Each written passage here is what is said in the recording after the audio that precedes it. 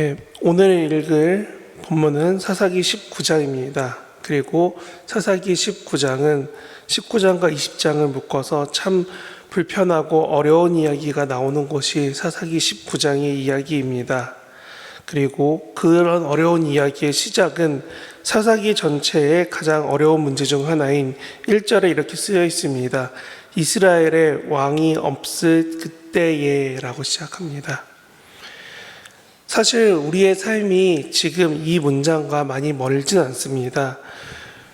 우리의 눈에 보기에도 참 하나님이 있지 않고 내 안에 다른 것들이 하나님이 되어 있다면 그것이 이 표현과 같습니다. 내 마음에 하나님이 없기에, 내 생각과 내 삶에 하나님이 없기에 그때에 이렇게 살았더라가 되는 게 사사기가 오늘 우리에게 가장 말하고 싶은 이야기가 됩니다. 왕 대신 하나님을 내려놓고 하나님 대신 다른 것들을 택하기 시작한 모세와 여호수아라는 큰 리더십들과 함께 하나님을 따르던 사람들이 이제는 하나님이 없습니다. 그래서 저희가 여태까지 읽어왔던 사사기 앞부분들 보면은 열심히 하나님을 외면한 사람들의 이야기, 그리고 그들을 어택거나 잡고 싶은 하나님이 사사라는 한 명의 사람을 통해서라도 이 사람들을 붙잡고 구원하고 이끌어가던 이야기들의 끝은 참 좋지 않은 이야기를 시작합니다. 왜냐하면 이렇게 시작합니다. 어떤 레위 사람이 첩을 맞이하였더니 라고 시작합니다.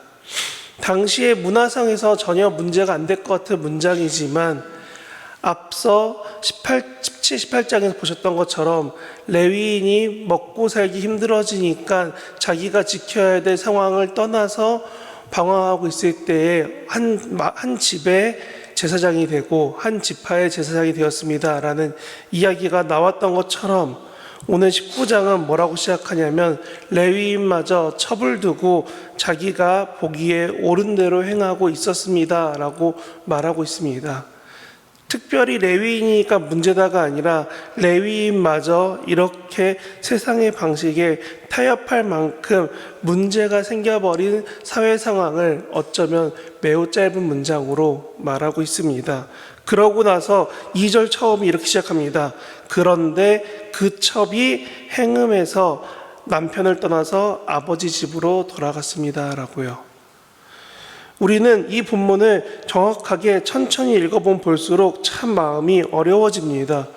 왜 시작이 하나님이 없는 삶을 말씀하시고 하나님이 없으니까 하나님을 따라야 될 사람들이 제대로 하나님보다는 세상의 방식대로 타협하는 모습이 나타나고 결국은 그 방식 때문에 나타난 문제 앞에서 어떻게 해야 됩니까? 라는 상황이 1절, 2절 내용이라는 겁니다. 그리고 나서 나타나는 본문이 오늘 본문입니다. 아버지 집으로 도망간 그 여인을 찾아서, 오늘 식으로 말하면 사고치고 처가로 도망간 사람을 찾아서 따라가고 있는 레위인의 이야기가 3절입니다. 3절 보면 이렇게 시작하죠. 그의 남편이 그 여자에게, 지금 도망친 그 여자에게 다정하게 말하고 라고 쓰여 있습니다. 이 다정하게라는 표현은 한국어가 아니라 히브리어로 볼 때 내가 너의 마음에 지금 말하고 있다 라는 뜻입니다.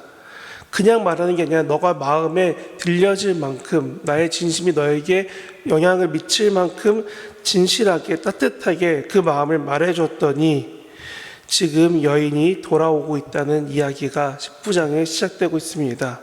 그냥 거칠애로 하는 말이 아니라 얼마나 따뜻하게 말하고 위로를 전했으면은 아마도 괜찮다, 내가 다 용서했다, 나와 함께 다시 집에 돌아가자, 이런 말들로 이 여인의 마음을 열심히 다 돌려주고 위로해줬더니 결국은 여인이 돌아오게 됩니다. 저는 이 본문을 볼 때 처음 드는 생각이 이것입니다. 죄인 돼서 도망쳐버린 우리에게 찾아오신 하나님의 마음이 이와 같지 않을까요? 우리가 지금 너무나 힘들어하고 있을 때에 하나님은 이렇게 말씀하십니다. 너를 내가 품어줄게. 너의 잘못도 내가 사랑할게. 너의 힘듦마저도 내가 같이 있어주고 함께 해줄게라는 하나님의 마음이 어쩌면 3절에 나오는 하나님을 떠나 도망친 우리를 향해 말씀하시는 것 같습니다. 그래서 하나님이 우리를 심판 대신에 죄악 가운데 버려두지 아니하시고 예수님을 통해 우리에게 말씀하십니다. 수고하고 무거운 짐진 자들아 내게로 다시 돌아와라. 너의 마음의 짐과 힘듦과 그 죄악의 무게 가운데 있을 때에도 하나님 곁으로 돌아오길 원하시는 하나님의 마음이 바로 3절입니다. 그런데 지금 그 3절 이후로 본문을 읽어가시면은 참 생각보다 좋지 않은 이야기로 흘러갑니다. 처가에서 열심히 아내를 회복시키고 열심히 해서 장인어른하고도 얘기를 해서 이제 이 아내를 함께 돌아오기로 결정합니다. 그런데 어디로 가냐면 지금 이 레위인은 에브라임이라고 나름 성막이 있던 거기서 잘 지내던 그 동네에서 와서 지금 베들레헴까지 왔는데 베들레헴에서 다시 돌아가야 됩니다. 어디로요? 본인이 살던 곳으로요. 그런데 돌아가는 길을 보십시오. 지금 돌아가는 길에 우리가 잘 아는 예루살렘은 아직 유대인 땅이 아닙니다. 그러니까 당연히 상황이 좋지 않으니 근처에 있는 유대인 땅인 기브아에 가자 해서 기브아에 들어갔습니다. 들어갔는데 사람들이 어떻게 하나요? 아무도 반겨주지 않습니다. 늦은 시간, 이제 해가 기웃기웃 지고 있는 그때에 지금 나그네가 왔는데 나그네를 그 도시 사람들 아무도 나와서 반겨주지 않았다는 겁니다. 분명히 성경이 말하기를 모세오경까지 이야기해서 보면은 너희는 객, 고아, 과부를 챙겨줘라 라고 분명히 쓰여있고 명령인데 그것이 이루어지지 않고 있는 상황. 어쩌면 그 기브아마저도 왕이 없는, 하나님이 없는 상황에 놓여 있다는 것을 말해주고 있습니다. 왜 이렇게 이 기브아라는 도시가 강팍해졌을까요? 어쩌면 이 도시가 갖고 있는 상황적 특성도 있을 수 있습니다.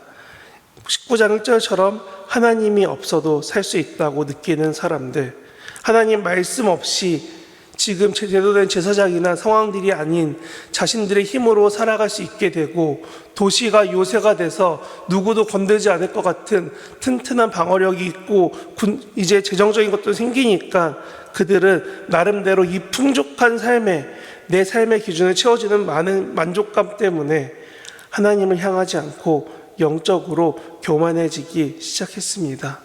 그러니까 하나님이 맡기신 그 명령이 그들에게 들리지 않게 됩니다.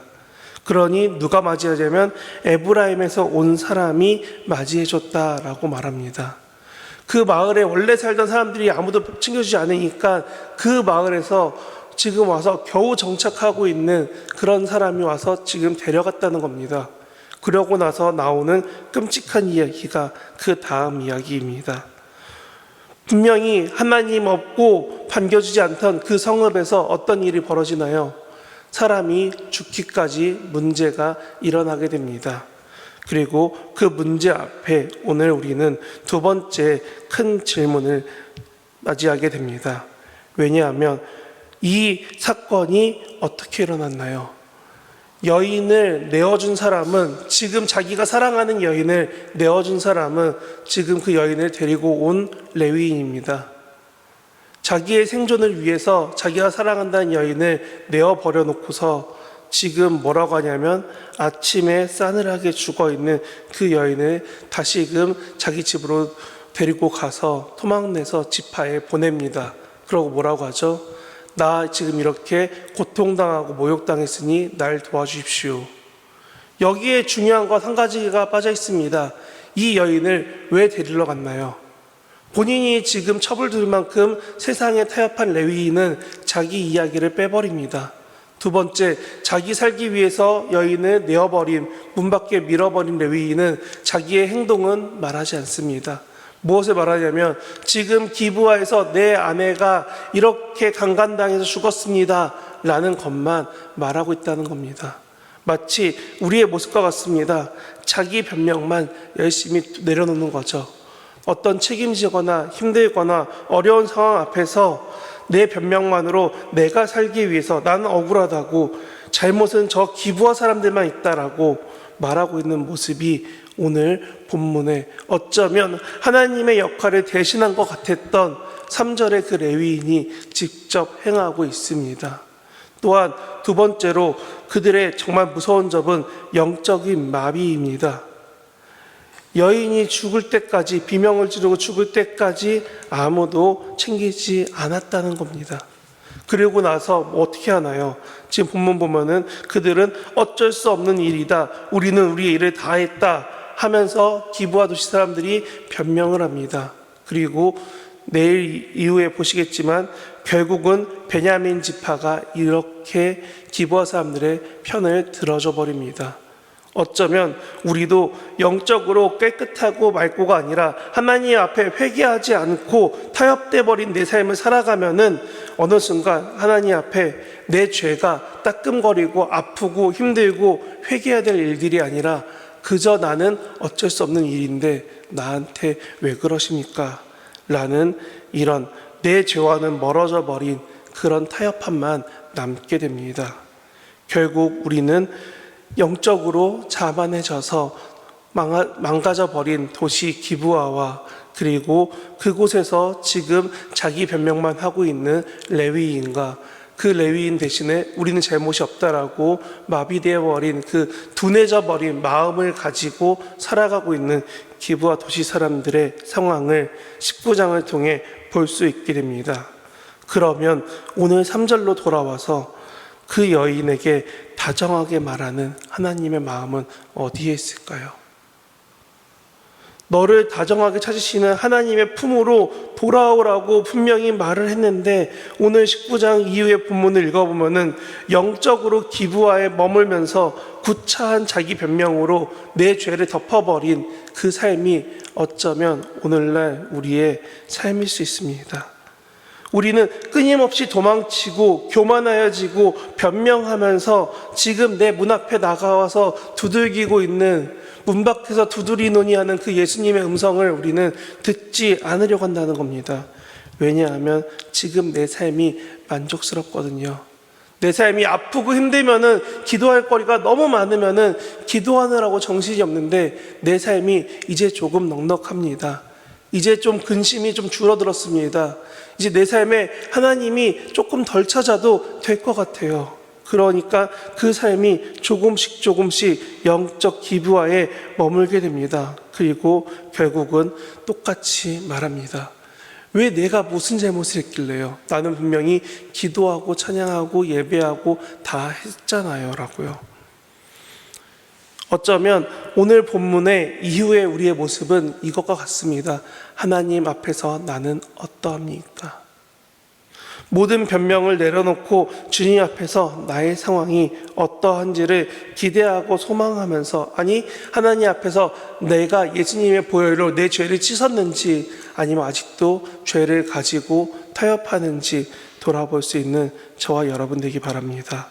그래서 오늘 우리에게 말씀하시는, 다정하게 나에게 말씀하시는, 너가 죄인이어도 너의 상황이 어떠하여도 너가 나를 피해 도망가고 싶을 때라도 내 곁에 다가와 나의 아버지라 나의 하나님이라 나와 함께 하겠다 하시는 하나님의 음성을 들을 수 있는 저와 여러분 되시길 진심으로 소망합니다.